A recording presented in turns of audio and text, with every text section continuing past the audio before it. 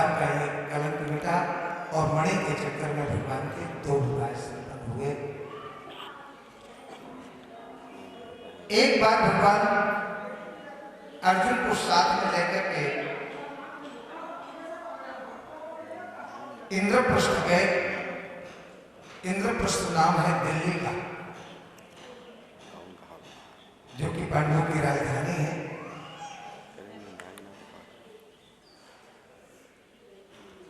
भगवान अर्जुन के साथ में यमुना पुल पर भ्रमण कर रहे थे, रथ में बैठे। इतने में क्या देखा कि एक युवती आंख बंद किए समाधि की अवस्था में बैठी थी। सब लोग संकीर्तन करिएगा। देखिए, संत के सम्मान में संकीर्तन करने का बड़ा महत्व होता है और संत दर्शन मिल जाए समझो साक्षात नारायण का दर्शन माना जाता है। आप लोग संकीर्तन अवश्य करिए। दो बार श्रीमन नारायण नारायण नारायण,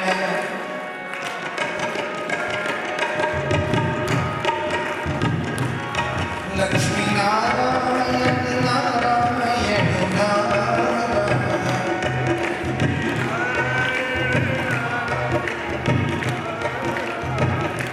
लक्ष्मण नारायण नारायण नारायण,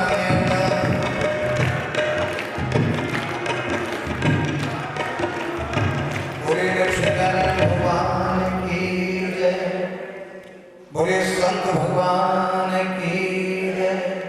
पूछता हूँ, सच्ची बताना अपने मन की। देखिए, हनुमान जी के पास बैठा है हमारे परम श्रद्धेय प्रातः स्मरणीय संत श्री भजनदास जी को जब हम लोग देखते हैं तो ऐसे नहीं लगता है जैसे ब्रह्म ऋषि नाम तपा साक्षात नन्ये ध्वनि धर्म, जैसे ऋषियों का तपस्वी का तेज ही देह धारण करके हमारे सामने उपस्थित लगता है ना। क्योंकि अगर तप की पूंजी इनके जीवन में न होती, संतों का आशीर्वाद इनके जीवन में न होता, तो बताइए हनुमानगढ़ी सरकार क्या इन्हें स्वीकार करते? निश्चित है कि पुण्यों की, सुकृतों की और भजन की पूंजी लेकर आप अपने साथ आए हैं और अपना आशीर्वाद हम लोगों को प्रदान करके अपनी भक्ति की पूंजी में से हम लोगों का जीवन प्रताप कर रहे हैं। सचमुच ऐसे महापुरुषों के दर्शन साक्षात नारायण के दर्शन होते हैं। इनके दर्शन मात्र से कई कई जन्मों के हमारे दुष्कृत समाप्त हो जाते हैं, हमारे पापों की राशि जलकर राख हो जाती है।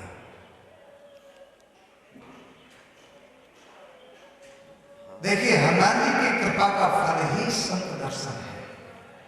यही करो यही सिखाओ। बोलो जय श्री कृष्ण।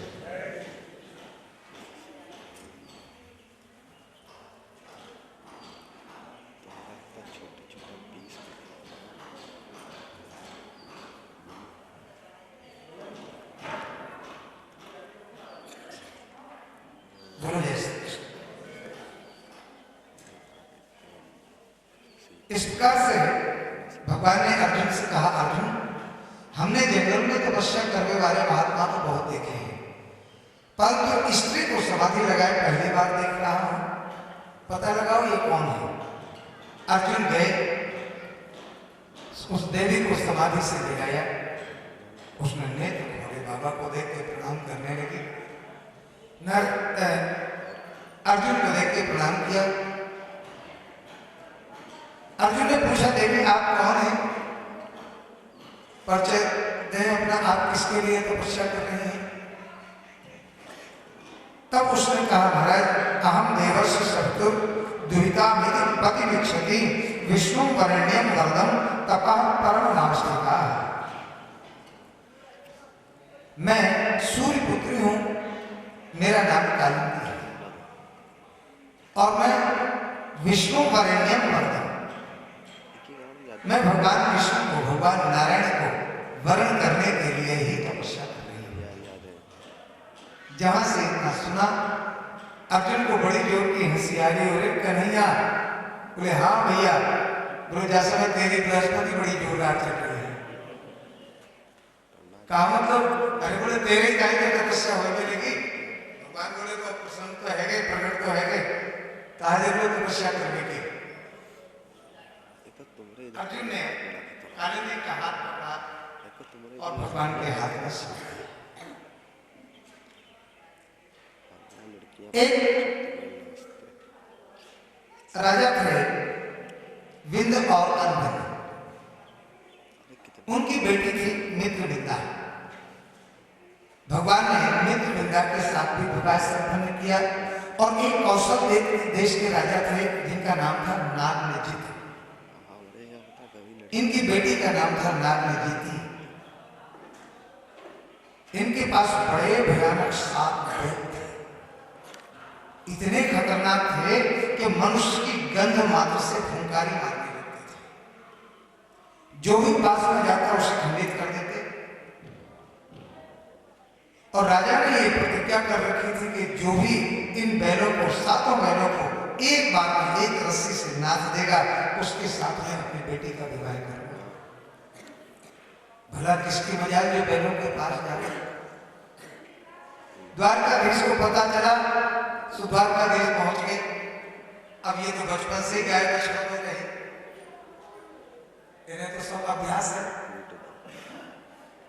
सो भगवान ने क्या किया कि वहां जाके अपने सात रूप बनाए और रस्सी ली और एक बार में ही सातों बहनों को नाथ के और राजा के सामने उपस्थित कर दिया। लो महाराज, बताओ आपकी शर्त पूरी हुई कि नहीं। नागनेजित राजा प्रसन्न हो गया और अपनी बेटी नागनेजिती का विवाह भगवान से कर दिया। एक बेटी थी लक्ष्मणा नाम, उसके पिता ने ये घोषणा करी थी कि जो भी आकाश में तैरती हुई घूमती हुई मछली का प्रतिबिंब जल में देख करके लक्ष्य का भेदन करेगा, उसके साथ में अपनी बेटी लक्ष्मणा का विवाह करूंगा। तो उसमें तो महाराज अर्जुन भी साथ में गए थे। लक्ष्य भेदन तो अर्जुन ने भी किया था कि, लेकिन अर्जुन का बाण बिल्कुल मछली को छूता हुआ निकल गया था। और जो भगवान ने बाण संधान किया तो मछली का भेदन किया, लक्ष्य भेदन किया। शर्त के अनुसार, प्रतिज्ञा के अनुसार लक्ष्मणा के साथ भगवान ने विवाह संपन्न किया। एक विवाह भगवान का भद्रा देवी के साथ संपन्न हुआ। इस प्रकार से भगवान की ये 8 विवाह तो अलग अलग हुए और 16,100 विवाह तो भगवान के एक ही मुहूर्त में हो गए थे। परीक्षित मुस्कुराते हुए बोले, क्या कहा तुमने?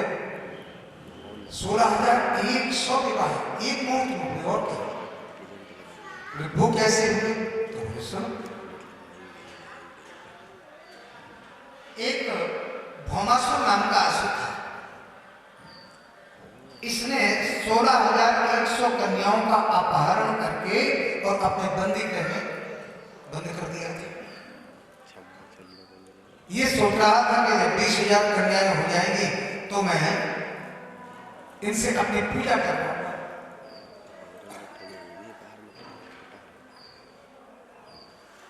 उन कन्याओं ने पत्र लिखकर के द्वारकाधीश तक संदेश भेजा, प्रभु आप मेरी रक्षा करें, हम आपकी शरण में हैं, इस दुष्ट के बंदी गृह से हमें मुक्ति दिलाएं। तो भगवान ने सब हारियों करुणा पड़ा प्राग ज्योतिषपुरम येयो, प्राग ज्योतिषपुर के लिए भगवान चल दिए सत्यभामा को साथ में लेकर के।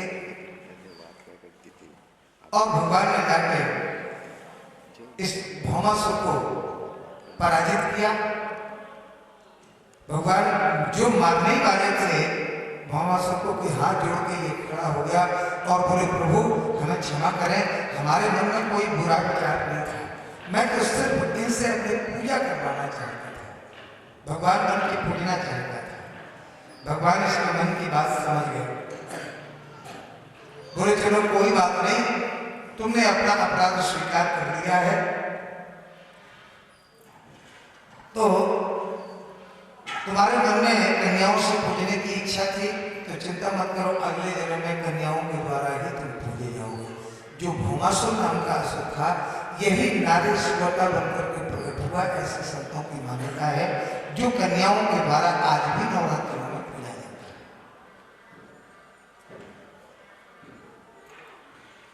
हमारे बुंदेलखंड में, समूचे बुंदेलखंड में ये प्रथा है। अब और अन्य बहुत हमें पता नहीं है।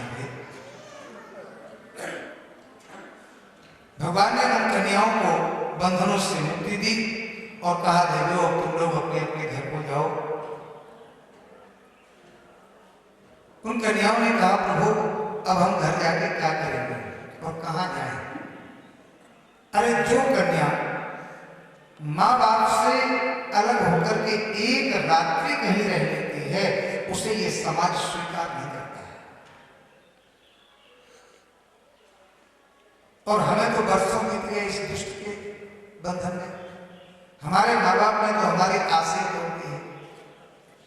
अब हमारे लिए तो संसार के सारे दरवाजे बंद हो गए हैं, हम जाए कहाँ?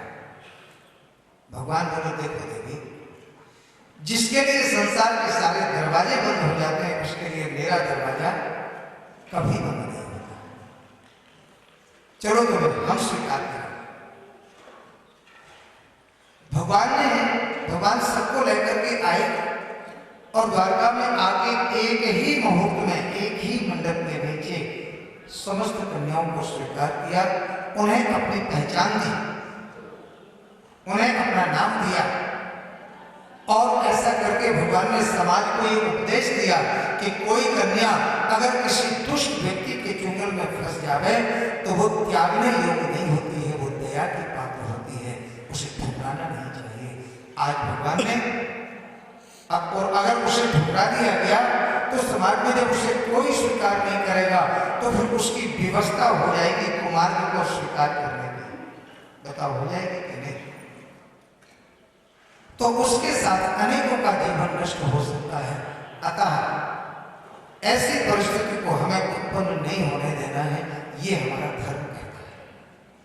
भगवान ने उन समस्त कन्याओं को स्वीकार किया। अब कुल मिला के विवाह हो गए भगवान के 16,108।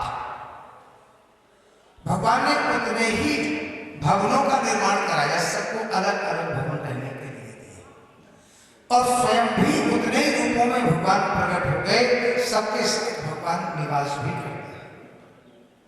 सबको यही लगता है कि प्रभु हमें बहुत ज्यादा स्नेह करते हैं, हमें छोड़ के कहीं जाते ही नहीं। और कालांतर में प्रत्येक रानी के द्वारा 10-10 बेटों को जन्म दिया और एक बेटी भी।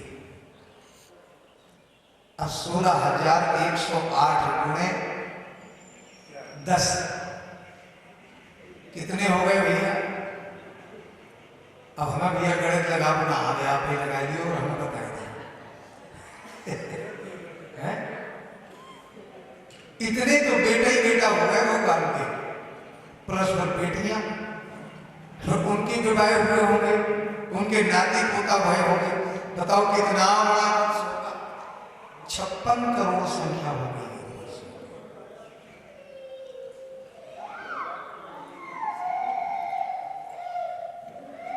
अब जब 56 करोड़ की संख्या हो गई और भगवान फिर भी प्रसन्न है, सबके साथ हास परिहास करते हैं।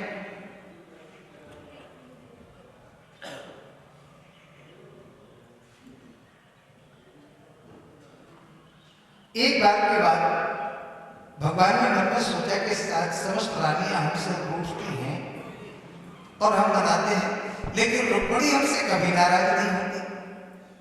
हमने इनके मुख पर गुस्सा कभी देखी ही नहीं है। चलो आज इन्हें नाराज करके देखता।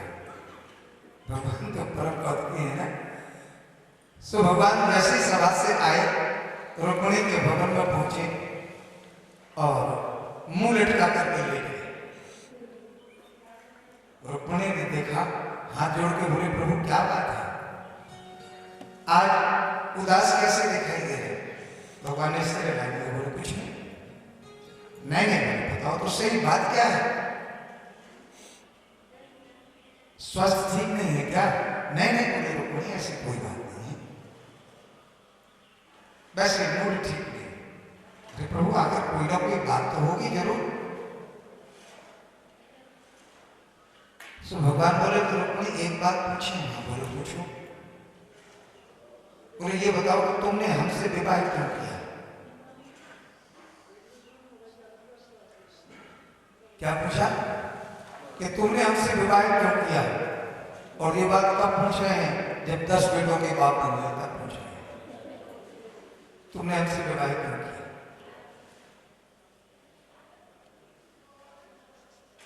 अब रुक्मिणी क्या उत्तर दे देती कि क्यों किया?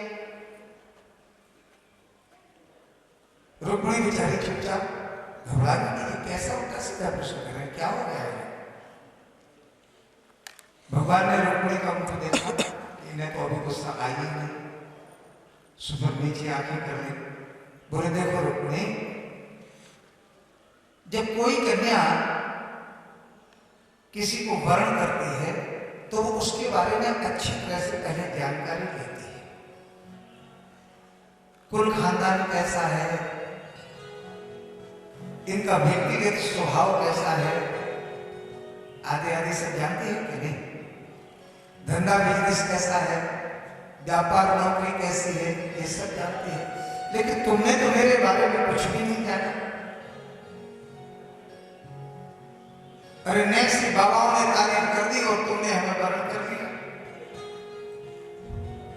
अरे लोगों का तो स्वभाव होता है भाई, किसी की कन्या के बारे में कोई झूठ थोड़ी बोलता है, और थोड़ा बहुत झूठ भी बोलना पड़ जाए तो आदमी झूठ बोल जाते हैं कि चलो कब से कन्या का विवाह तो हो जाए, इसके हाथ पे तो हो जाए।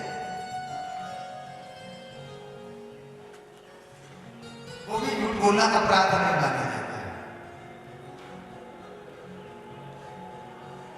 तो देखो, अगर तुम कुल खानदान के बारे में सोच रही हो तो हमारे कुल खानदान का कोई पता नहीं, ना हमारे भैया बाप का पता, ना कुल खानदान का पता। कोई कहते हैं जानते हैं कि हम चंद्रवंशी हैं, तो कोई कहता है कि हम यदुवंशी हैं, कोई कहता है कि ये सूर्यवंशी हैं। वे राम जी और कृष्ण जी अलग अलग थोड़ी हैं। कोई कहता है ये नंद के लाला है, कोई कहता है ये वसुदेव के लाला है। अब बताओ, हमारे बाप भैया बाप को ठिकाना ना है कि तू है हमारे भैया बाप, और तुमने बिना सोचे समझे हमसे विवाह भी कर लिया। ना हमारी जाति का पता, ना बात का पता, और तुमने हमसे विवाह कर लिया। अरे और फिर तुम्हें मानो हम कहीं के वीर भी तो नहीं है, पहलवान भी तो नहीं है, जरासंध के डर के मारे समुद्र में छिपे बैठे हैं।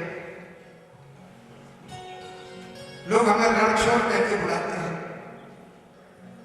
और बचपना तो मेरा इतना बढ़िया रहा कि पूछो मत।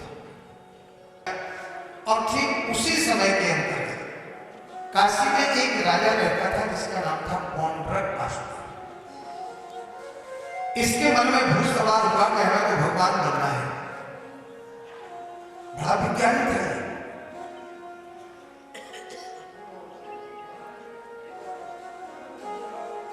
तो उसने एक यंत्र बनाया, नकली गरुड़ बनाया, मशीन, और इसने 2 हाथ तो थे, 2 हाथ और नकली बनाए गए, वो भी फिट कर दिए। जैसे भगवान के शंख चक्र गदा पद्म थे, वैसे भगवान के आयुध बनाए गए इसने। भगवान के जैसे मोर मुकुट बनाए गए। जगह कौन सी स्याही बोल रही शरीर में, सो भगवान जैसे श्याम कुंड बनाए गए।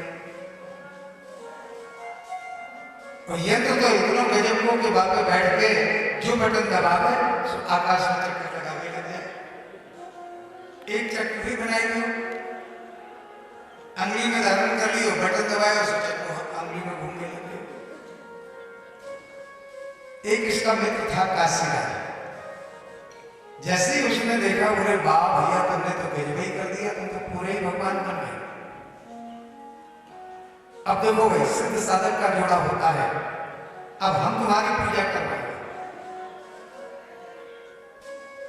आज से तुम भगवान और हम तुम्हारे पुजारी। देखो महाराज फिर क्या होता है। अब तो ये रोज आरती पूजा करने लगा।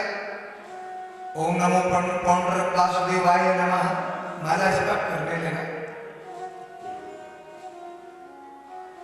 और आजकल भीड़ चालती दुनिया में कमी तो है नहीं। आप रास्ते चलते कहीं भी कोई भी पत्थर पड़ा हो, आप एक बार उस पत्थर को प्रणाम कर दो। पीछे आने वाले सैकड़ों लोग आपसे ये नहीं पूछेंगे कि आपने प्रणाम क्यों किया, कौन है, सब प्रणाम करते चले जाएंगे। बोलिए तो लकीर के फकीरों की कोई गिनती तो है नहीं आजकल। एक दिन 2 हुए, कल के दिन 4 हुए, परसों के दिन 14 हुए। इस प्रकार से हमारा लाइन लगने लगी। एक दिन काशीराज बोला, मित्रों अब तो तुम पक्के भगवान बन गए, बस नेक कसर है। बोले क्या? बोले और इस समय बढ़िया मौका है। जो द्वारकाधीश है ना कृष्ण, उसका बड़ा भाई बड़ा खतरनाक बन रहा, और वो उस समय द्वारका में है नहीं, वो गया है वृंदावन। और जो कृष्ण है ना, वो नंबर 1 का भीरू है, डरपोक है। तुम एक धमकी भरा पत्र लिख दो, और अगर वो द्वारका छोड़ करके भाग जाए डर के मारे, समझो फिर तुम पक्के भगवान बन गए। अच्छा और क्या, जल्दी करो। तो इसने एक पत्र लिखा, धमकी भरा, और सेवक को पत्र पकड़ा दिया और कहा जाओ ये पत्र द्वारकाधीश के पास पहुंचा दो। वो दौड़ करके गया, द्वारकाधीश को पत्र पकड़ाया। भगवान ने वो पत्र उद्धव को दे दिया, भैया पढ़ के सुनाना जरा क्या लिखा। उद्धव जी ने जो उस पत्र को पढ़ा सो बड़ी जोर की हंसी आएगी। बोले प्रभु, बोले क्या है? बोले बोरिया बिस्तर बांध लो और हो जाओ 9-11। बोले अभी नहीं होगे, शाम को 10 बजे है। बोलो जय श्री कृष्ण।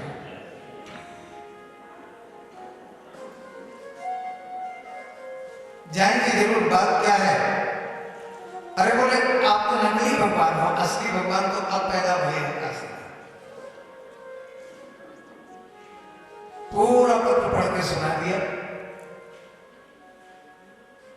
भगवान मुस्कुरा के उस सेवक से बोले भैया हम कल ही द्वारका छोड़ के चले जाए। इसने रूप तो मेरा ही बनाया ना, मेरा कितना चिंतन किया होगा इसने। भगवान की भौं ऐसे नहीं ऐसे नहीं, भगवान का मोर मुकुट ऐसा नहीं ऐसा है। कितना चिंतन किया होगा। इसका चिंतन तो बड़े बड़े योगियों की ध्यान अवस्था को भी ध्यान कर रहा है। योगी लोग भगवान का मुख कमल समाधि में निहारा करते हैं, इसने तो हमें पूरा ही देखा। चलो कोई बात नहीं, इसके मन में अगर भगवान करने की इच्छा है तो इसे हम असली भगवान बनाए देते हैं। ये तो नकली रूप है। सो भगवान ने सुदर्शन से इसका शिरच्छेद कर दिया। इसके शरीर से एक दिव्य ज्योति निकली, प्रकाश निकला, जो भगवान के श्री चरणों में विलीन हो गया। भगवान ने इसे परमधाम को भेज दिया, सारों की मुक्ति प्रदान कर दी। बोलो जय श्री कृष्ण। काशीनाथ का भी सिर काट के काशी में फेंक दिया। देखो भैया, भगवान ही सिर्फ भगवान हो सकते हैं, दूसरा कोई नहीं। और आपने अगर भगवान बनने की कोशिश की तो समझ लो खतरा है। आज तक जितने लोगों ने भगवान बनने की कोशिश करी उनकी जमानतें नहीं हो पा रही है। बोलो जैसे बताओ, मैं झूठ तो नहीं बोल रहा। अरे अपने नाम के 40 बनवाए गए, स्तुति बन गई, ये कीर्ति गाने लगे। देखिए मेरा किसी व्यक्ति विशेष से कोई बुराई करना उद्देश्य नहीं है। भक्त बनो, भगवान के चरणानुरागी बनो, वो तो अच्छी बात है, लेकिन हम भगवान नहीं हो सकते। और वो परमात्मा की कृपा है। जिस समय सच्चे अर्थों में जीव भगवान को पहचान लेता है तो फिर उसे कुछ भी बनने की जरूरत नहीं रहती है। फिर तो ब्रह्मविद ब्रह्म ही भगवती, जाना तुम्हें हो जाए। फिर वो संसार को जनाता थोड़ी है कि हम भगवान हैं। फिर तो उसकी पूजा गली गली होती है।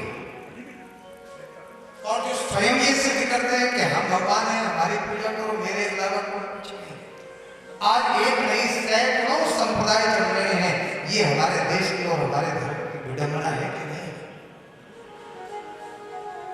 कौन है भगवान? किसने देखा भगवान को? मैं ही भगवान। अरे राम राम, कैसे सोचे मेरे भक्तों, अगर बनना है तो दास बनो।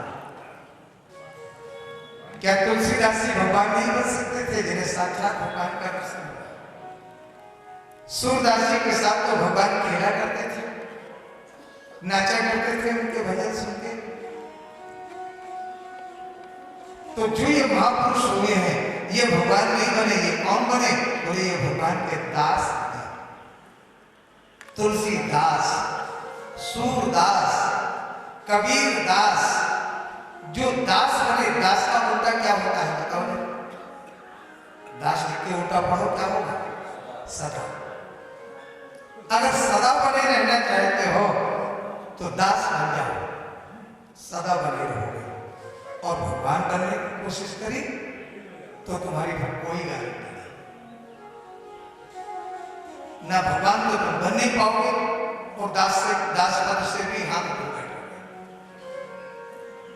और सब तो कहते हैं प्रभु अगर मैं आपका दास बनूं, ऐसे मेरे सुकृत ना होगा तो कोई बुराई की बात नहीं है प्रभु। दासान दास, मैं आपके दासों का ही दास बन जाऊं, वो ही मेरे लिए बड़ी कृपा होगी। तो दासान दास बोलिए भक्तवत्सल भगवान की। इस प्रकार से भगवान ने इस काशी राज का उद्धार किया और लौट करके अपने द्वारका में वापस आए। एक कभी कभी भगवान क्या करते हैं, भक्तों को, बड़े बड़े महात्माओं को भी ऐसा भ्रमित कर देते हैं कि पूछो मत। भगवान बड़े नाटक दिखाते हैं। एक बार की बात, नारद जी के मन में विचार आया कि हम भी देखें, अरे जिसके 2 विवाह हो जाते हैं उसकी बुरी विडंबना होती है। वो भगवान के तो 16,108 विवाह भए हैं, ये अपनी पत्नियों के साथ कैसे रह रहे होंगे? अरे जिसके 2 विवाह होते हैं उसकी कोई पत्नी कभी रुकती है, कोई कभी रुकती है, उसकी जिंदगी मनाने नहीं बीत जाती। जरा पता करें।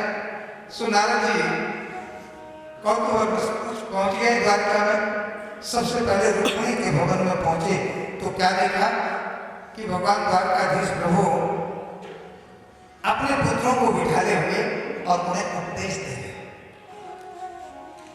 और फिर नारद जी को देखा, भगवान बोले आओ आओ नारद जी, स्वागत है आपका, इतने दिन में कृपा करी। भगवान को प्रणाम किया नारद जी ने। भगवान ने आसन पर बिठाया। बोले प्रभु कुशलता है कि नहीं? हाँ बोले सब कुशलता है। और नारद जी भोजन पानी पाए, भोजन प्रसादी हो गई। बोले प्रभु भूख बिल्कुल नहीं है। नहीं बोले ऐसा होता है कि कुछ ना कुछ तो पाना पड़ेगा, इतने दिन में जो आए हो।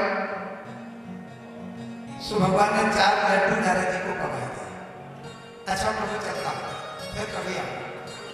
ठीक है, वहां से निकले नारद जी। सोचा चलो जामवती के भवन में चले। और जो जामवती के भवन में गए सो वहां क्या देखते हैं कि भगवान मंत्रियों के साथ बैठे कुछ गुप्त मंत्रणा कर रहे थे। जो वहां भगवान को देखा सो नारद जी की धड़कन तेज हो गई। राम रामी ने तो हम रुक्मिणी के भवन में छोड़ दिया है, यहाँ कहां से आए?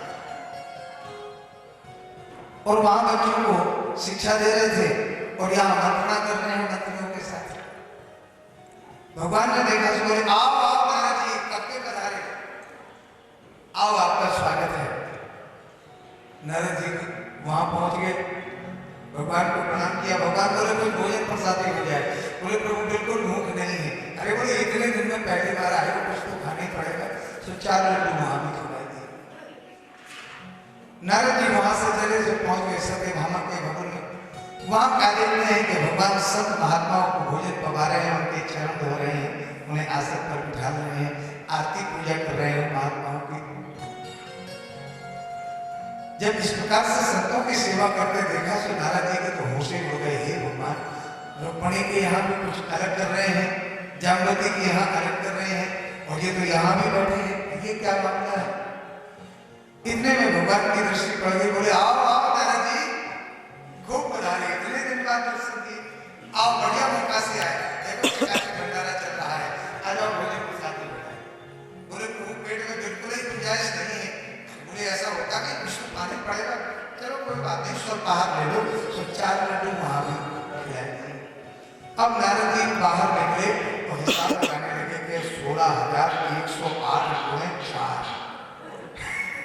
अगर 4 लड्डू ये मानते तो है नहीं, ऐसे खाता रहा तो हमें तो गारंटी खत्म हो जाएगी। अब अंदर जाना खतरे से खाली नहीं है, अब तो बाहर से ही देखते हैं। 16,108 भवनों में भगवान का दर्शन किया और पृथक पृथक कार्य करते देखा। घबरा गए, वापस लौटने लगे।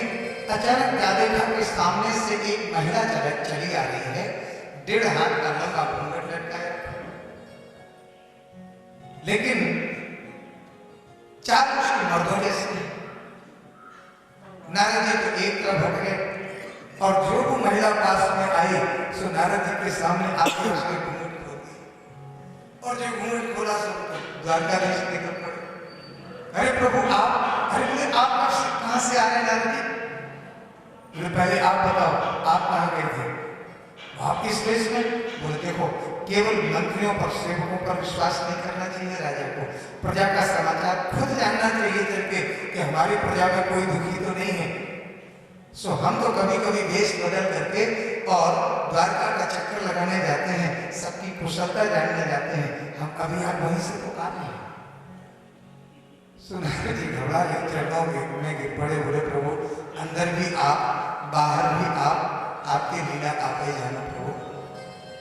तब भगवान मुस्कुरा करके बोले नारद, अरे बेटा हमारे राष्ट्र को तो तुम्हारे बाप भी नहीं जान पाते हैं, ब्रह्मा जी वो भी चक्कर में पड़ जाते हैं, इसलिए मेरी लीलाओं के बारे में कभी शंका मत करना। न मैं लौकिक हूं और न मेरी लीलाएं। पुत्र चिंता मत करो, बस तुम तो मेरा स्मरण करते रहो, मेरा भजन करते रहो। आज नारद जी को भगवान द्वारकाधीश ने पुत्र कहकर के संबोधित किया। नारद जी भगवान के चरणों से झुका करके वापिस लौट के एक बार भगवान बैठे थे सिंहासन पर कि पांडवों के यहां से एक दूत ने एक पत्र दिया, और ठीक उसी क्षण जरासंध के यहां से एक सेवक ने आके पत्र दिया। भगवान ने कहा उद्धव से, भैया ये दोनों पत्र पढ़ के सुनाओ। तो जो पांडवों के यहां से पत्र आया था उसमें लिखा था कि प्रभु हम राजस्व यज्ञ करना चाहते हैं और आप सब परिवार पधारें। और दूसरे पत्र में लिखा था जो जरासंध के यहां से आया था, उस जरासंध के बंदी गृह में 17,000 राजा कैद थे। उन्होंने पत्र भेजा कि प्रभु इस दुष्ट के बंधन से हमें मुक्ति दिलाओ, हम सब आपकी शरण में हैं। अब भगवान ने पूछा उद्धव से, बताओ भैया पहले कहां चलना चाहिए? उद्धव ने बताया प्रभु पहले इंद्रप्रस्थ चले, पांडवों का यज्ञ संपन्न कराए, और जब यज्ञ आरंभ होगा तो यज्ञ का घोड़ा भी छोड़ा जाएगा। और ये जरासंध दुष्ट मानने वाला तो है नहीं, ये घोड़े को पकड़ेगा भी, तो इससे युद्ध भी करना पड़ेगा। तो युद्ध में इसे पराजित भी करेंगे, राजाओं को बंधनों से मुक्ति भी देंगे और पांडवों का सम्मान भी रहेगा। हाँ बिल्कुल ठीक है। अच्छा ये बात भगवान नहीं जानते थे कि क्या करना है, लेकिन ये भगवान का स्वभाव है कि दूसरों को सम्मान देते हैं। चलो परकर के सहित आए तो पांडवों ने भगवान का बड़ा स्वागत किया। उन्हें बताओ प्रभु क्या करना है? धरती के सारे राजा हमारे अधीनता स्वीकार कर चुके हैं, केवल ये जरासंध जीतने में नहीं आता है। चिंता चिंता मत करो, अर्जुन और भीम को मेरे साथ भेज दो। अर्जुन भीम को साथ में लिया और महात्मा का वेश बनाया भगवान ने और पहुंच गए जरासंध के यहाँ। जरासंध के पास जाकर के युद्ध की भिक्षा मांगी। युद्धम देहि राजेंद्र युद्धम नो देहि राजेंद्र द्वंद्व सुहृदि मन्यसे युद्धार्थिनो वयं प्राप्ता राजन्यानान्तकांक्षिणा भिक्षां देहि। जरासंध ने दरवाजा खोला। अरे महात्माओं कहां से आना हो रहा? अरे बोले हरिद्वार से आ रहे हैं यात्रा करने। बड़ा नाम सुना था, सुदर्शन करने चले आए, बड़े दानी हो। हाँ बोले महाराज दानी तो हूं, था नहीं लेकिन बन गया, क्योंकि आप लोगों के आशीर्वाद से ही उस द्वारकाधीश को मैंने पराजित कर पाया था। तुमने मथुरा में जब वो रहता था, तुमने उसका नाम सुना है? कृष्ण नाम का, काला के रूप में बड़ा बलवान था महाराज, 17 बार हराया था उसने हमें। ये कृपा है ब्राह्मणों की ही, संतों की कृपा है, जिन्होंने ऐसा अनुष्ठान किया कि 18वीं बार भागते गए नहीं महाराज। भगवान सब कुछ सुन रहे हैं, मन ही मन मुस्कुरा रहे हैं। देखो ये पहचान नहीं पा रहा। बोले तो 18वीं बार में तुम जीत गए? बोले जीत गया, बस कभी से तुम्हें धर्मात्मा नहीं मिल गया, धर्म करने लगा, दान देने लगा। मांगो तुम्हें क्या चाहिए? तो बोले हम जो मांगेंगे वो मिलेगा। अरे बोले मांग के देखो, ब्राह्मण के लिए तो दरवाजे खोले। सो भगवान बोले तो एक काम करो, युद्धम नो देहि राजेंद्र, एक काम करो युद्ध की भिक्षा दे दो। जहां से युद्ध की भिक्षा मांगी सो जरासंध सावधान हो गया। हे महात्मा जी, युद्ध की भिक्षा साधु तो कभी मांग नहीं सकता है, लगता है तुम नकली साधु हो, असली नहीं। सकल से तो तुम क्षत्रिय दिखाई देते हो। भगवान मुस्कुरा के बोले ठीक पहचाना, हम नकली है, असली नहीं है, हम क्षत्रिय ही। अच्छा तो और लोग ये दो कौन है? तो बोले अब असौ प्रकोदरा पार्थ, ये प्रकोदर भीम है। क्या कहा? भीम है। बोले और क्या? गदाधारी भीम। और बोले ये कौन है? बोले तस्य भ्राता अर्जुनो है, तस्य भ्राता अर्जुनो है। ये उनके छोटे भैया है, अर्जुन है गांडीधारी। ओहो ये गांडीधारी अर्जुन है। बोले और क्या? बोले और तेरा परिचय क्या है? बोले हमारा परिचय कभी भी नहीं समझ में आया। जब ये अर्जुन है और ये भीम है तो मैं कौन हो सकता हूँ? अरे बोले इसमें क्यों नहीं बताता है? तो बोले लोग बताए देते हैं। कृष्णम जानी है तेरे तुम, मैं तुम्हारा वही शत्रु कृष्ण हूं, जिसने तुम्हें 17 बार हराया था। सो ये चौंक गया राम। देखो तो हमने सभी कोल पट्टी खोल दी जाके सामने, कैसा छलिया निकला। क्योंकि महात्मा बन के आ गया, मैं तो उससे युद्ध तो जरूर लड़ूंगा। कन्हैया बोले तो द्वारकाधीश बोले तो बताओ किससे युद्ध करोगे? हमसे युद्ध करोगे? मन में सोचने लगा कि 17 बार हारा 58 से, ले दे के 18वीं बार जीत हुई सो जीत बनी रहते, बहुत खतरनाक है, इसका क्या भरोसा। तो बोले सुनो, एक बार तो हमें पीठ दिखा के भाग जाते हैं, फिर मैं उनसे युद्ध नहीं करता। चलो कोई बात नहीं। अच्छा अर्जुन कैसे रहेंगे? इसने सोचा अर्जुन भी कम नहीं है, देखने में छोटा जरूर लगता है लेकिन बड़ा छोटा है। इसका गांडीव के बल को भला कौन नहीं पहचानता है?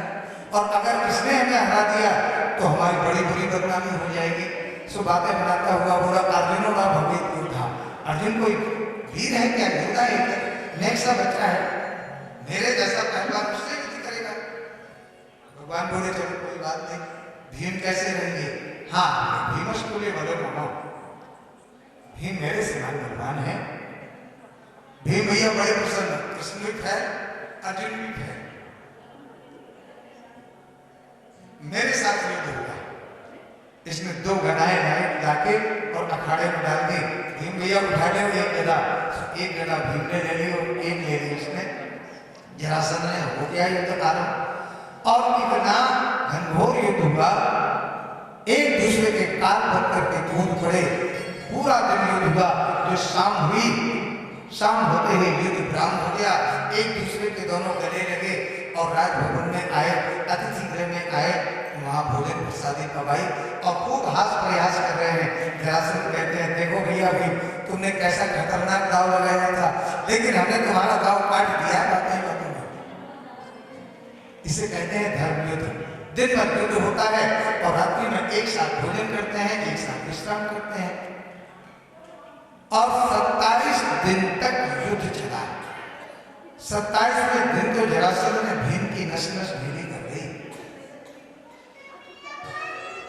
आधी रात में भीम उठे, जैसे तैसे प्राण बचाना मुश्किल पड़े। आधी रात में उठे और भगवान के पास जाकर बोले प्रभु, अरे बोले दाऊद, बोले बड़े भैया आप सोए नहीं? अरे बोले तुम सोने की बात कर रहे हो? तुम दोनों खर्राटे मार के रात भर सोते हो और हमें दिन भर पिटाई देखते हो। भैया जल्दी से भाग चलो वरना अब तो प्राण निकल जाएंगे, यानी सभी वीर का उतार देंगे। अरे राम, बड़े भैया जरा धीरे धीरे बोलो, बगल में ही सो रहा है, युद्ध कैसे करेंगे? भगवान बोले चिंता मत करो। भगवान ने पूरे शरीर पर हाथ फेरा और जो हाथ फेरा तो सारी पीड़ा कपूर की भांति हवा में उड़ गई। पूरे हो रहे कन्हैया तेरे हाथ में तो बड़े गजब को जादू है, अब तो बिल्कुल स्वस्थ हो गए।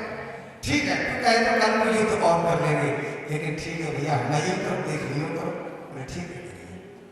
अगले दिन पुनः युद्ध आरंभ हुआ। अब तो युद्ध भी कर रहे हैं और भगवान की ओर देख रहे हैं। भगवान ने एक दिन का उठाया, बीच से चीरा और दाएं बाएं फेंक दिया। समझ गए ये कैसे मरेगा। भीम भैया ने दाव लगाया, इसे नीचे पटका, अपने पैरों से इसके एक पैर को दबाया और दूसरे पैर को दोनों हाथों से पकड़ा और बीच से चीर दिया और जमीन पर फेंक दिया। अट्टहास करने लगे, मैंने जरासंध को मार दिया। अचानक पीछे से भी हंसने की आवाज आई। सो पलट कर देखा, सो क्या देखते हैं कि इसके तो दोनों टुकड़े उठ के अपने आप खड़े हो गए और उछलते हुए आए और गिर गए, जुड़ गए। ये तो जीवित हो गए। पसीना आए और उनको ये भूत बन के कैसे प्रकट हो गया, जिंदा कैसे हो गया। और भैया जरासंध को तो ये वरदान ही था, जरा नाम की राक्षसी ने इसको जीवन दिया था और इसकी मृत्यु भी ऐसे ही होना थी। भगवान ने कहा जरा दिमाग लगाओ, फिर से देखो हम क्या करें। भगवान ने फिर एक दिन का उठाया और उस तिनके को बीच से चीरा और दाहिने हिस्से को बाईं तरफ फेंक दिया और बाईं को दाहिनी तरफ फेंक दिया और बीच में खड़े हो गए। समझ गए हमसे भूल हो गई थी। फिर से दाव लगाया, इसको बीच से चीरा और दाईं और बाईं हिस्सा और बाईं और दाहिना हिस्सा फेंक दिया और बीच में कमर पे हाथ रख के फिर जो उठ के खड़ा तो हुआ लेकिन जुड़ नहीं पाया और जरासंध समाप्त हो गया। इस प्रकार से भगवान ने 17,000 राजाओं को बंदी से मुक्ति दिलाई और जरासंध पुत्र सहदेव को वहां का युवराज बनाया और राजाओं से कहा चलो भैया पांडवों की यज्ञ में तुम सादर आमंत्रित हो। समस्त राजाओं ने भगवान की स्तुति करी। कृष्णाय वासुदेवाय हरे परमात्मने प्रतक्लेशनाशाय गोविंदाय नमो नमः। हे दिन दिनों की रक्षा करने वाले गोविंद, हम आपको प्रणाम करते हैं। इस प्रकार से आए भगवान ने पांडवों का यज्ञ संपन्न कराया और शिशुपाल आया था जो भगवान को बुरा भला कहने लगा, तो भगवान ने शिशुपाल की भी छुट्टी कर दी। उस यज्ञ में भगवान अग्र पूज्य बने और अग्र पूज्य बनकर के भगवान ने संतों के चरणों को धोया और उनके जूठी पत्थरों को उठा करके भगवान ने यह संदेश दिया कि यज्ञ आदि शुभ कर्मों में कोई छोटा नहीं होता है। यज्ञ में जो फल मुख्य यजमान को वेदी पर बैठने का मिलता है वही फल यजमान को, वही फल एक झाड़ू लगाने वाले को मिलता है और एक जूते रखाने वाले को भी मिलता है, क्योंकि समस्त जो भी सेवाएं की जा रही हैं वो सब है तो ठाकुर जी की सेवा के ही अंग, यज्ञ नारायण के ही अंग कहलाते हैं। इसलिए छोटे से छोटा कार्य करने में भगवान की दृष्टि में गरिमा बढ़ती है, अभी तो घटती नहीं है। इसलिए यज्ञों में, ये भागवत में, सत्संग में कोई भी छोटा नहीं है, सब कार्य बड़ा होता है। इस प्रकार से पांडवों का ये अन्न कराया, लौट करके द्वारका में आए, और जो द्वारका में आए तो द्वारका में आते एक बड़े दिव्य तपस्वी महात्मा का उन्हें दर्शन हो जाता है, जिनकी वाणी का आप लोग भी लाभ लीजिएगा। हमारे महाराज श्री हमारे आपके बीच में उपस्थित हैं। मैं इस व्यासपीठ से कह रहा हूँ, कभी मैं मिथ्या भाषण नहीं करता।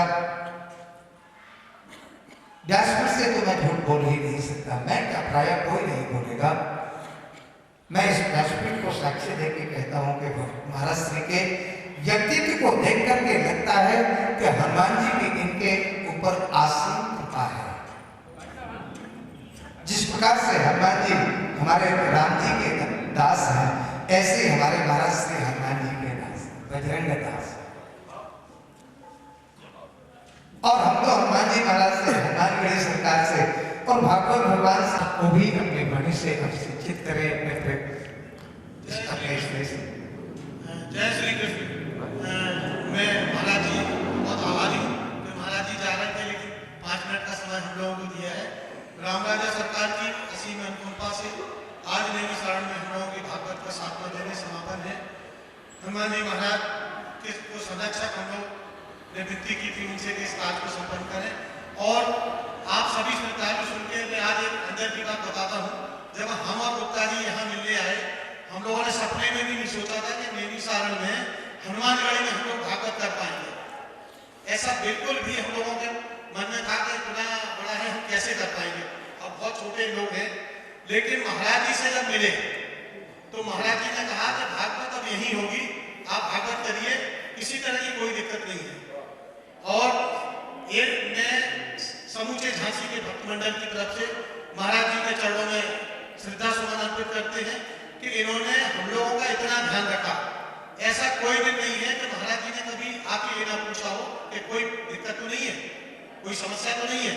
समस्या हो ही नहीं सकती, लेकिन फिर इसके बाद भी पूछा। गोस्वामी तुलसीदास जी की एक चौपाई में चर्चा नजर आती है कि सत्य हृदय नवनीत समाना। महाराज जी का वाकई में ऐसा हृदय है कि बिल्कुल मक्खन की तरह। हम लोग थोड़ा सा भी वो करते हैं, बताइए कोई दिक्कत नहीं, सब हो जाएगा। तो महाराज जी हम सभी झांसी वासी आपके आजीवन ऋणी रहेंगे कि आपने हम लोगों को इतना सम्मान दिया और हम लोगों के कार्य में आपने सहयोग किया और इतनी हम लोगों को हिम्मत दी कि हम नैनी सारण में इस प्रकार का आयोजन कर पाए। हम सभी आपके आभारी हैं। जजमान श्री सीपी गुप्ता जी और आर गुप्ता जी से निवेदन करें कि महाराज जी को माल्यार्पण करें।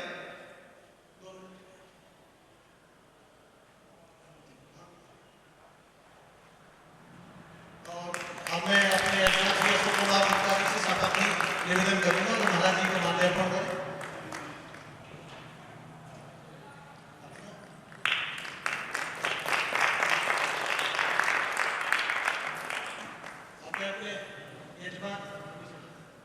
यजमान श्री अशोक कुमार गुप्ता जी उनके परिवार से अनुरोध करेंगे कि महाराज जी को एक छोटा सा स्मृति चिन्ह भेंट करें, ताकि हम लोगों के महाराज जी के चरणों में एक भेंट करते हुए हमारे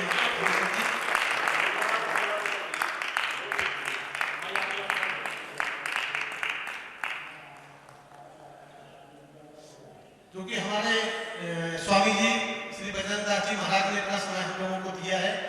अब एक स्मृति चिन्ह 1008 श्री पवन दास जी महाराज के लिए भी हम लोग लाए थे, लेकिन मंच पे उपलब्ध नहीं है। तो ये भी हम सीपी गुप्ता जी से अनुरोध करेंगे, आरपी गुप्ता जी से, कि ये महाराज जी को भेंट कर दें ताकि उन तक ये पहुंचे।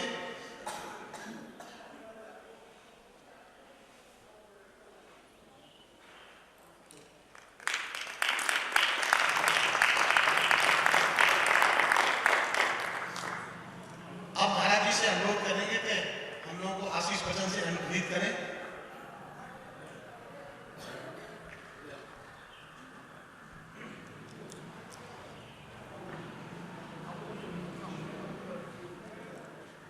जय श्याम। लोकाभिरामं रणरंगधीरं राजीवनेत्रं रघुवत्सनाथं कारुण्यरूपं करुणाकरन्तं श्रीरामचन्द्रं शरणं प्रपद्ये। प्रपद्ये मनोजगं मारुततुल्यवेगं जितेन्द्रियं बुद्धिमतां वरिष्ठं वातात्मजं वानरयूथमुख्यं श्रीरामदूतं शरणं प्रपद्ये। सर्वप्रथम इस पवित्र पावन भूमि नैमिषारण्य को प्रणाम। कड़कड़ में विराजमान 88,000 ऋषियों को प्रणाम। हमारे आराध्य हमारे इष्ट देवता श्री हनुमान जी महाराज के चरणों में प्रणाम। इस हाल में विराजमान खाटू श्याम जी महाराज के चरणों में प्रणाम। व्यासपीठ को प्रणाम। पूज्य महाराज जी के चरणों में प्रणाम। जन है, ब्राह्मण जन है, आपके चरणों में प्रणाम।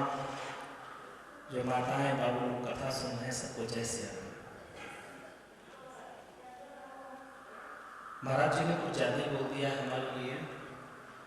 सत्य ये है कि मैं तो कर्म पर विश्वास करता हूँ। जीवन में हर व्यक्ति को चाहे हम आपको पिलाएं, आप तक पहुंचा दें, ये भाग्य है आपका कि चाहे हमने आपको दी या आपने हमको दी। कर्म ये है कि उस चाय को आप मुख तक ले जाए। हनुमान जी की कृपा तो सब पर है, ऐसा नहीं। जैसे हमारे 4 बच्चे हों, हम किसी को कम किसी को ज्यादा प्यार नहीं कर सकते, बराबर प्यार करते हैं। अब उन 4 बच्चों को तय करना है कि हम अपने पिता के द्वारा किए गए कर्मों को, उनके किए गए सत्कारों को, संस्कारों को किस प्रकार भुला सकते हैं। ईश्वर हमको बराबर आशीर्वाद देता, ऐसा नहीं है। हम सब ईश्वर की संतान हैं, लेकिन हम अपने कर्मों से छोटे और बड़े बन जाते हैं। देखा होगा आपने कि बहुत बड़े बड़े लोगों के बच्चे, बहुत विद्वानों के बच्चे चरित्र गिर जाता है। पिता कभी चाहता है कि चरित्र गिरे? नहीं चाहता, गिर जाता है क्योंकि उनके कर्म खराब है। मैं महाराज श्री को धन्यवाद दूंगा कि प्रशंसा ये भी समझा, पुनः प्रणाम करूंगा। और एक बात तो ये बोलूंगा कि नैमिषारण्य महाराज श्री वो जगह है, और फिर हनुमान जी महाराज जिस स्थान पर बैठे हैं आप, हो सकता है श्री हनुमान जी महाराज बुलाने में लेट करते हो, पक्का है इससे। लेकिन कोई भी संत, कोई भी विद्वान जब एक बार आ जाता है तो उसको दोबारा चौबारा आना ही पड़ता है। बोले हनुमान जी महाराज की जय।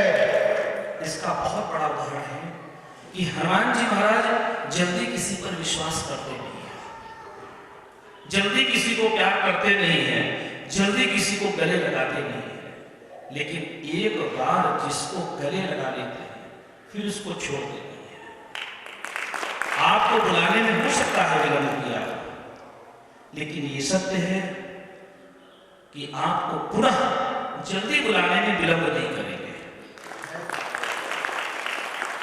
गोता जी को मैं शायद यजमान मुख्य है हमारे इस महायुद्ध के, हृदय से आशीर्वाद दूंगा। पैसा सबके पास होता है, मैंने पहले भी कहा था।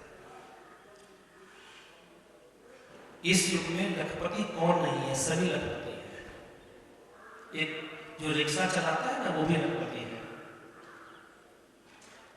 लेकिन खर्च करने की और ईश्वर को उसके पैसा लेने की इच्छा किसमें है, ये उस पर निर्भर करता है। पूज्य पठित जी महाराज श्री लिखते हैं, गाड़ी निकल गई तो घर से चला मुसाफिर। हम लोग जिंदगी पर सोचते हैं। मैं अभी गया जी गया था अपने पिताजी के पिंडदान करने के लिए। जब मैं वहां गया तो मैंने 98% लोगों को देखा जिनकी उम्र 70+ है। 98%। शायद 2% हमारे जैसे कुछ लोग थे जो पितरों का पिंडदान करने के लिए आए थे। मैंने पंडित जी से पूछा कि आखिर ऐसा क्यों?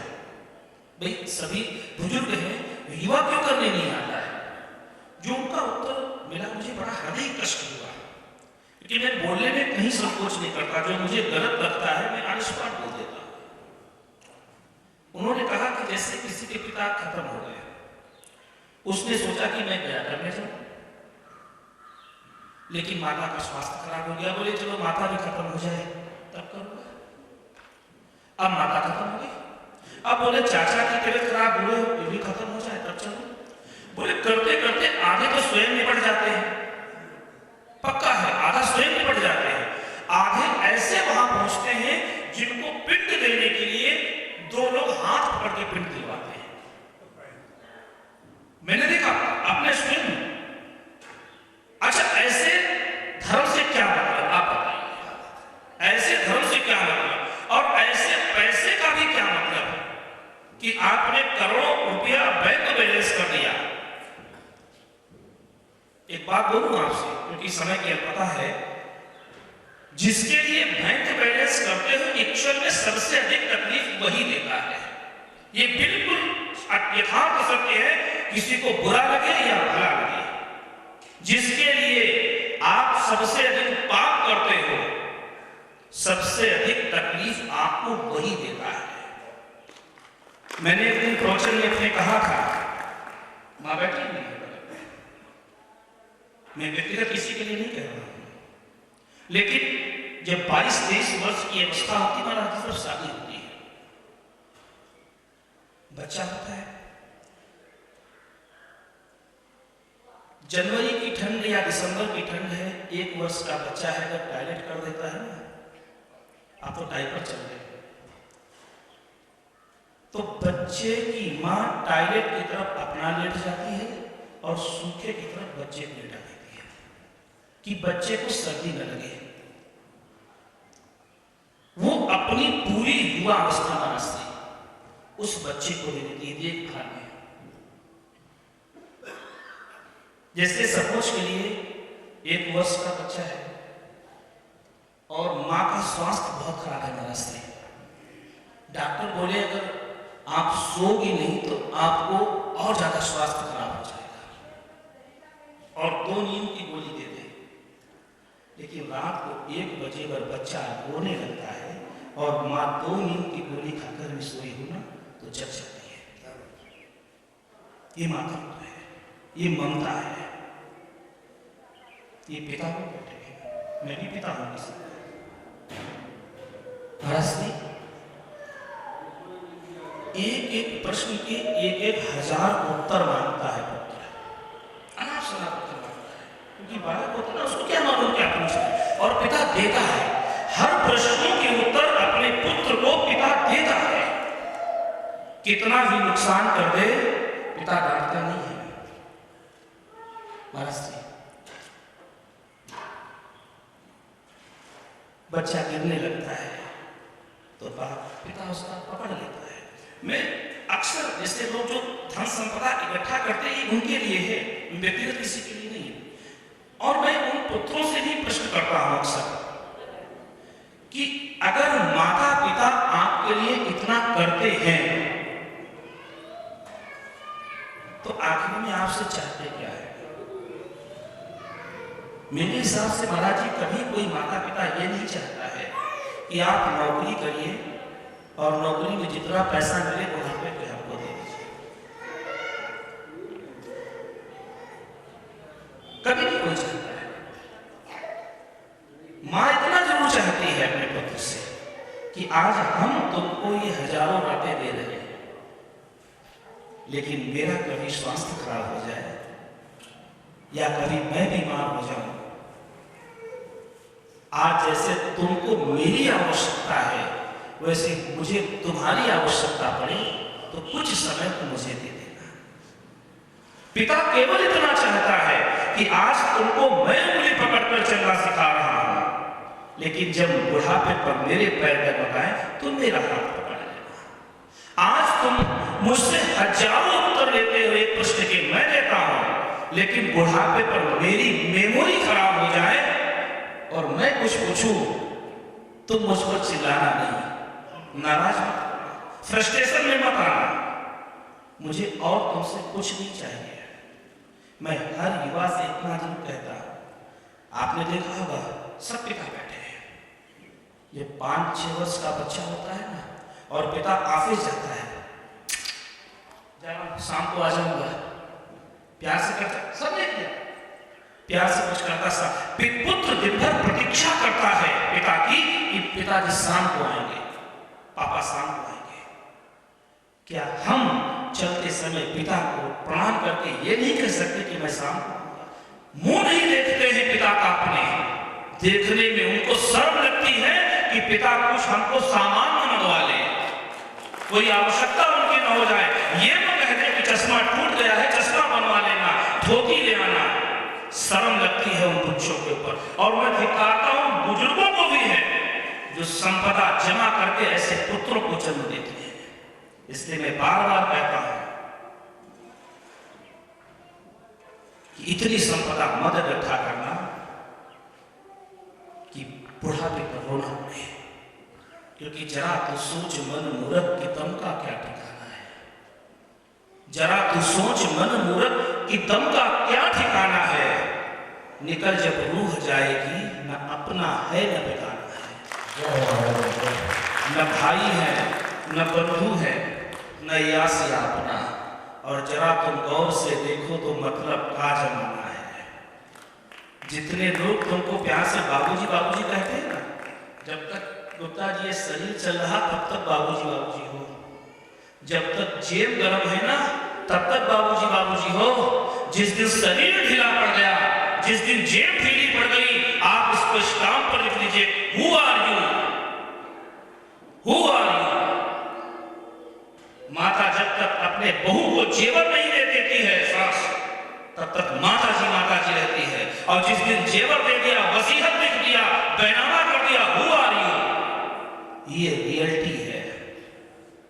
इसलिए जब हाथ पांव चल रहे हो, शरीर चल रहा हो, आंखें चल रही हो, हमें उठा कर कोई मंदिर तक न ले जाए, हम स्वयं चलकर मंदिर तक जाए। हमें पूजा करने के लिए किसी की जरूरत की आवश्यकता न पड़े, मैं स्वयं पूजा करूं। दान करने के लिए मुझे कोई पैसे निकाल के हाथ में मत दे, मैं स्वयं पैसे निकाल कर दान करूं। सब कर लीजिए, क्योंकि जिस दिन शरीर निस्तेज हो गया, पराधीन हो गए, माय डियर, उस दिन कुछ नहीं है। इसलिए धन्यवाद है गुप्ता जी को, हृदय से धन्यवाद है। पुनः मैं पथिक जी की गाड़ी बोलता हूँ, गाड़ी निकल गई तो घर से चला मुसाफिर। अगर स्टेशन पर गाड़ी आने से पहले पहुंचोगे तो सीट मिलेगी, अगर गाड़ी निकल गई अब स्टेशन जाओगे तो केवल टोटी का पानी पियोगे, जो गली होती है ना वहां पर टोटी का पानी पियोगे। और आप भी जानते हो कि जो सरकारी नल होते हैं पानी कैसा उसमें आता है। इसलिए अपना भला चाहते हैं। और फिर महाराज जी, रावण ने तो कहा था महाराज से कि अच्छा दिमाग पर आवे तत्काल कर लेगा, और बुरा दिमाग पर आवे तो छोड़ देना है। ये कृपा है, मैं आपको बोलूं, ये कृपा है आपके ऊपर हनुमान जी की, जो नई सारण जैसे पवित्र क्षेत्र में बैठ करके आपने भागवत से प्रयास करिएगा। बुजुर्ग माताएं बैठी हैं, रोज एक हनुमान चालीसा का पाठ करिएगा, ये मेरा व्यक्तिगत विजन है। बच्चे आपके बिजी होंगे तो नाती पोतों को बैठाइएगा, हनुमान चालीसा का पाठ रोज करिएगा। सब सुख रहा तुम्हारी शरणा, तुम रक्षक काहू को डरना। कृपा हनुमान जी की आपके ऊपर, आपके परिवार पर सदैव बनी रहेगी। मैं पुनः गुप्ता जी को हृदय से धन्यवाद दूंगा और श्री हनुमान जी से प्रार्थना करूंगा कि निरंतर इसी प्रकार आप हनुमान जी महाराज कृपा करते रहे, जो भागवत यज्ञ करा रहे हैं, ये प्रेरणा आपको हर वक्त मिलती रहे कुछ न कुछ कराने की। अभी गुप्ता जी पुनः आपको हनुमान जी को भागवत सुनाने के लिए जल्दी बुलाना है, ये पक्का है। और अब की बार 50 से 60 लोगों को लेकर आए, अगली बार ऐसा होगा कि 200 लोगों को कम से कम लेकर आइएगा। एक बात आपसे बोलूं मैं, क्योंकि जब मैं बोलने लगता हूं तो बात दिल में रख नहीं पाता हूं। पंडित जी, होता क्या है कि जैसे दान तो हर आदमी मना से कर सकता है, मेरे पास पैसा है मैंने दान कर दिया, लेकिन किसी को दान करवाना, किसी को अपने माध्यम से, ये बहुत बड़ी बात हो रही है। तीर्थ तो कोई नहीं कर सकता, जिसके हाथ पैर चल रहे हैं, गाड़ी है, पैसा है, कोई तीर्थ मैं भी मुंबई, दिल्ली, कलकत्ता जहां चाहो चला जाओ, ऐसा है। लेकिन किसी को तीर्थ करवाना ये बहुत बड़ी बात है। भागवत तो कहीं कोई जाकर सुन सकता है, लेकिन इतने लोगों को लाकर के भागवत सुनवाना ये बहुत बड़ी बात होती है। मैं इसलिए बार बार आयोजक से एक शब्द कहता हूं कि आप जैसे मुख्य यजमान हैं, आपने सारी व्यवस्था की, आप आचार्य जी, अगर आप कथा न भी सुने, कथा महाराज जी शुरू कर रहे और आप जाकर के अपने रूम में पढ़ के सोए, कोई फर्क नहीं है। अपने आप जितने लोगों को लेकर आए हैं 25% पूर्ण अपने आप आपके अकाउंट में आरटीजीएस हो जाएगा।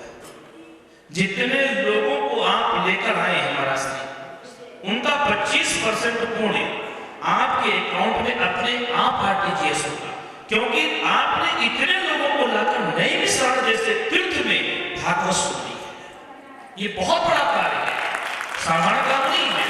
इसमें तो किसी ने ये सोचा नहीं हो कहाँ रह रहे हैं, कहाँ रहेंगे, क्या करेंगे, कैसे खाएंगे, कैसे पिए, किसी को नहीं मालूम था। जो आयोजक होता है, जो व्यवस्था करता है, उससे पूछिए। मैंने 14 नवंबर से 20 नवंबर तक बड़ा आयोजन कराया था। महाराज जी ने 15 दिन पहले और 20 दिन पहले सो नहीं पाया था। वो 7 दिन तो छोड़ दीजिए, जैसे ये मैं जानता हूँ इतना तनाव होता है दिमाग में। इसलिए मैं आपको हृदय से धन्यवाद दूंगा, ब्राह्मण लोगों को प्रणाम करूंगा, आपको बहुत बहुत आशीर्वाद दूंगा और हनुमान जी से प्रार्थना करूंगा कि जब अपने अपने घर को सब पधारे, पहुंचते पहुंचते किसी को, सबको, किसी को नहीं सबको कुछ न कुछ गुड न्यूज मिल जाए, जिससे लगे कि नई साल करना सफल हो गया। महाराज जी मेरी तारीफ कर रहे थे, लेकिन यथार्थ सत्य है, मैंने भी बहुत प्रयास देखे अपने जीवन में। 30 से 35 कथाएं होती हैं चलती, लेकिन आप जैसा सरल, आप जैसा विद्वान, यथार्थ सत्य से एक मिनट मैं किसी भी दृष्टि पर मैं फॉर्मेलिटी नहीं करता हूँ। मैं अगर लोअर में बैठा हूँ, मुझे वॉकिंग करने जाना है तो मैं लोअर में बैठा हूँ, कोई फॉर्मेलिटी। जीवन जीने का तरीका है, फॉर्मेलिटी करोगे जीवन जीने का टेस्ट खत्म हो जाएगा। बहुत एक्चुअल में लोग देखा अपने फॉर्मेलिटी करते हैं, मैं फॉर्मेलिटी नहीं करता। मैं अपना जीवन अपने तरीके से जीता हूँ, फॉर्मेलिटी नहीं करता। लेकिन मैंने देखा महाराज जी मैं लोअर में बैठा हूँ तब भी प्रणाम करता हूँ, सरल। देखिए कितने विद्वान हैं इसका कोई मतलब नहीं है, आप कितने सरल हैं मतलब इस चीज का है। आप कितनी भागवत कर चुके इससे मतलब नहीं है, आप कितने सरल हैं मतलब इससे है। महाराज जी की सरलता को मैं प्रणाम करूंगा, विद्वता को मैं प्रणाम करूंगा, हनुमान जी से प्रार्थना करूंगा, क्योंकि आपने गद्दी को प्रणाम किया, मुझे प्रणाम किया, लेकिन मेरे भाई के समान है, बड़े भाई के समान है, आपको प्रणाम करूंगा और हनुमान जी से प्रार्थना करूंगा कि महाराज जी को पुनः इस नए साल के भूमि पर जल्दी बढ़ा दें। सभी को प्रणाम। जय सिया राम।